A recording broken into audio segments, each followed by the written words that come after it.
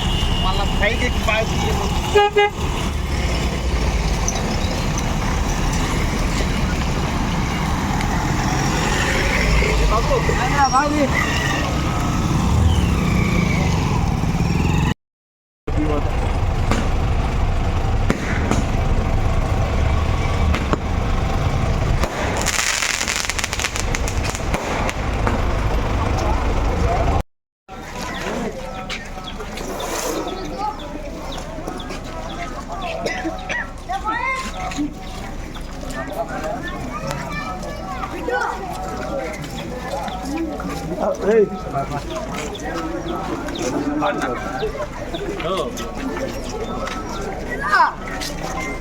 That's right. Hey.